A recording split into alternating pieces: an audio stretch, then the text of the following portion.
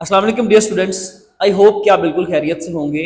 Ninth class computer science का हमारा जो आज का नया चैप्टर शुरू होने जा रहा है that is chapter number 7 computational thinking. उसमें हम सबसे पहले तो कंप्यूटेशनल थिंकिंग इस टर्म को समझेंगे, चैप्टर का इंट्रोडक्शन देखेंगे, साथ में इसकी डेफिनेशन अंडरस्टैंड करेंगे और उसकी कुछ कंपोनेंट्स जो है वो पढ़ेंगे। तो देखें जी, सबसे पहले कंप्यूटेशनल थिंकिंग का जो चैप्टर है that is the most important chapter. बहुत ही जो है वो आप कह सकते हैं कि अहम चैप्टर है।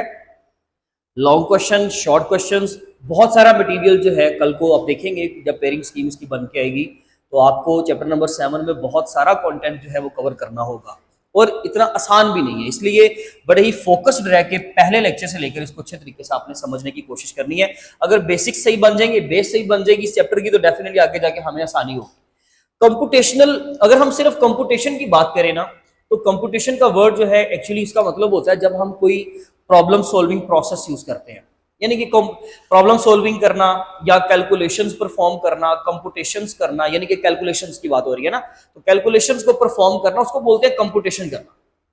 तो कंप्यूटेशनल थिंकिंग यानी कि प्रॉब्लम सॉल्विंग टेक्निक, कोई ऐसी स्ट्रेटजी कि जिसके अंदर हम अपनी प्रॉब्लम्स को सॉल्व करेंगे। देखिए प्रॉब्लम का क्या मतलब है, यहां पर क्या चीज है प्रॉब्लम। देखिए हम आसान लफ्जों में ये कह सकते हैं कि प्रॉब्लम जो है ना वो कंप्यूटर साइंस में प्रॉब्लम का मतलब होता है कोई भी एक टारगेट जिसको हम लोगों ने अचीव करना है। टारगेट अचीव करने का मतलब ये है कि हमें एक प्रॉब्लम का क्या निकालना है, सोल्यूशन निकालना है। ठीक है जी।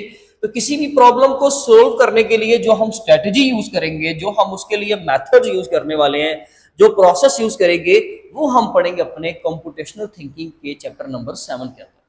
इसमें हम लोगों ने एल्गोरिदम्स, फ्लो चार्ट, बहुत सारी स्ट्रेटजीज पढ़नी है, कंप्यूटेशनल थिंकिंग के कंपोनेंट्स को डिस्कस करना है, फिर हम बहुत सारे प्रिंसिपल्स पढ़ेंगे कि किस तरीके से हम इन चीज़ों को इस्तेमाल करें कि हम एक बेटर वे में अपनी प्रॉब्लम को सोल्व कर सकते हैं। प्रॉब्लम कोई भी हो सकती है ना, प्रॉब्लम से अगर हम इसकी एग्जाम्पल की बात करें तो देखिए अगर रियल वर्ल्ड की आप बात करो तो लोग रियल वर्ल्ड में भी इसको प्रैक्टिकली इस्तेमाल कर लेते हैं। जैसे कि हम लोगों ने एक बर्थडे पार्टी जो है वो अरेंज करनी है, तो बर्थडे पार्टी अरेंज करने के लिए एक अच्छे तरीके से अगर आपने वो इवेंट ऑर्गेनाइज करना है तो उसके लिए हम क्या क्या काम करें, हम उसकी प्रॉपर लिस्टिंग्स करें, फिर हम सारे उसके लिए जो भी हम लोगों को इन्वायरमेंट क्रिएट करना है उसके मुताबिक हम सारी चीज़ों को अरेंज करें, सारा मटेरियल अरेंज करें, देन हम तमाम चीज़ों को असेंबल करें, अच्छे तरीके से उनको अरेंज करें, प्रॉपर उसकी टाइमिंग्स हो, हर टाइम स्लॉट के अकॉर्डिंगली उसकी हर उसके अंदर जो हमारे पास सब टास्क है वो हम प्रॉपरली परफॉर्म करें, तो वो बहुत जबरदस्त तरीके से फंक्शन जो है वो परफॉर्म किया जा सकता है और एक सक्सेसफुल उसको जो है वो इवेंट बनाया जा सकता है। कैसे?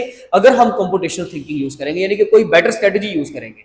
एक होता है ना रैंडम हम चीजों को प्लान करते हैं, रैंडमली हम चीजों को परफॉर्म करते हैं, तो वो बेटर रिजल्ट्स के साथ शायद हमारे सामने ना आ सके। इसलिए हम ऐसी चीजों में रियल वर्ल्ड में भी हम कंप्यूटेशनल थिंकिंग यूज करते हैं और खास करके जो हमारा काम है कि हम लोगों ने भाई इसको खास करके आप लोग प्रोग्रामिंग में यूज करते हो।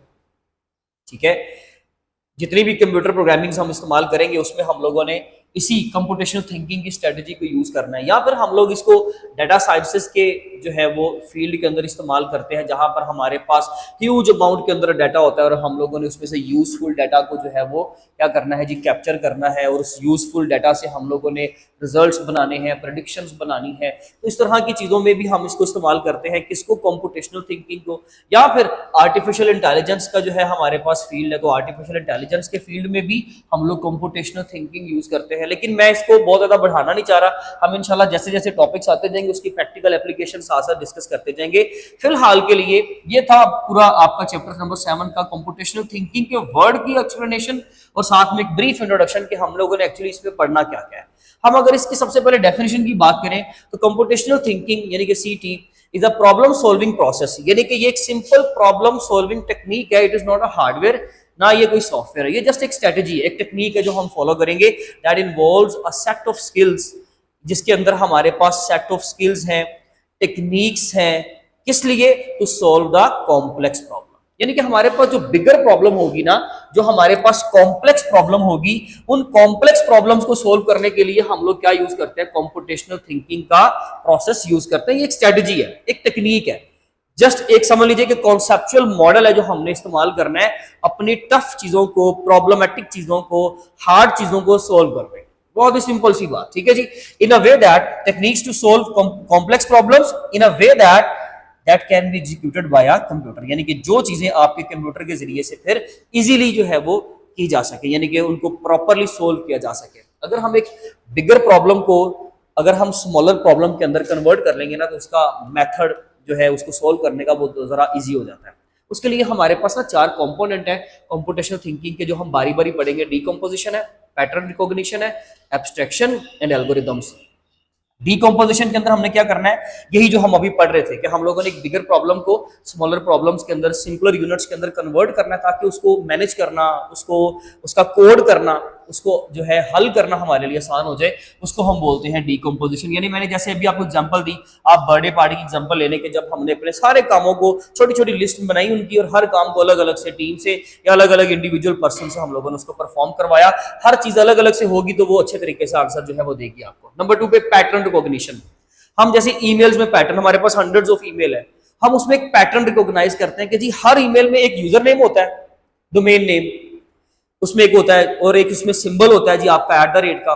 इसी तरीके से हम लोग लेट्स सपोज दैट मंडे को ना, हमारी जो एग्जांपल है बुक के अकॉर्डिंगली एग्जांपल है कि हमारा मंडे को हम होमवर्क करना भूल जाते हैं, या मंडे को होमवर्क जो भी हमारे पास नोटबुक होता है उसको रिटन फॉर्म में लेकर जाना भूल जाता है कोई बंदा, कोई स्टूडेंट, तो उसको क्या करना चाहिए कि पैटर्न देखे कि मंडे से पहले वो क्या ऐसा करे कि उसको वो याद रह जाए। तो वो संडे को कोई भी एक अलार्मिंग साउंड जो है वो एक्टिवेट कर ले, कोई अलार्म लगा ले, कोई नोटिफिकेशन का साउंड जो है वो एक्टिवेट कर ले अपने मोबाइल फोन के साथ, अपने सिस्टम के साथ, तो उसको याद रहे कि मैंने मंडे का ये वाला टास्क जो है वो परफॉर्म करना है। तो पैटर्न रिकॉग्निशन में कोई भी ऐसा काम होता है जो बार बार हो रहा होता है, और उसमें हम लोगों ने पैटर्न रिकॉग्नाइज करना होता है।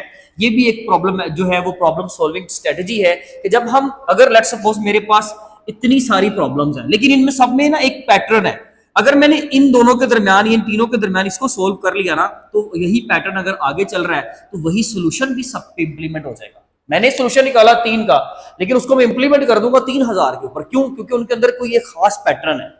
बात समझ आ रही है? इसी तरीके से एब्स्ट्रैक्शन। एब्स्ट्रैक्शन क्या होता है कि यूजफुल चीजों को सिर्फ अपने मद्देनजर रखो, अपने नजर में रखो, बाकी चीजों को निकाल दो।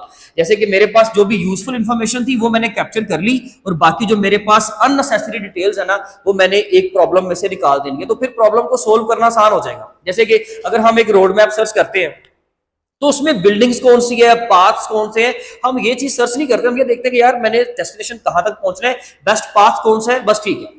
उसमें साथ में बिल्डिंग कौन सी थी, कौन से क्लिनिक्स थे, उसमें कौन सा हॉस्पिटल साथ में, या ये चीजें मैटर नहीं करती, ठीक है। इसलिए हम बड़ा जनरल वे में इसको सोल्व करते हैं। ऐसी चीज को हम क्या बोलते हैं, एब्स्ट्रैक्शन, के जब आप यूजफुल इंफॉर्मेशन को जो है वो अंडर द कंसिडरेशन रखो और बाकी चीजों को निकाल दो।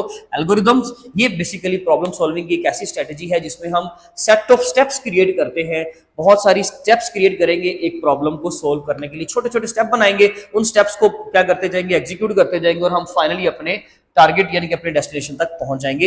ये स्ट्रेटजीज हम इस्तेमाल करेंगे। मैंने अभी जस्ट आपको एक शॉर्ट इंट्रोडक्शन दिया है इन चारों का, इंशाल्लाह हम बारी बारी अपने नेक्स्ट आने वाली वीडियोस में इनको डिस्कस करेंगे। सबसे पहले हम स्टार्ट करेंगे डीकंपोजिशन से एंड सो ऑन, इसी तरीके से इसको कंप्लीट करेंगे। मैंने कि अपनी नेक्स्ट वीडियो में, तब तक अपना बहुत ख्याल रखें। Thank you so much. अल्लाह हाफिज़।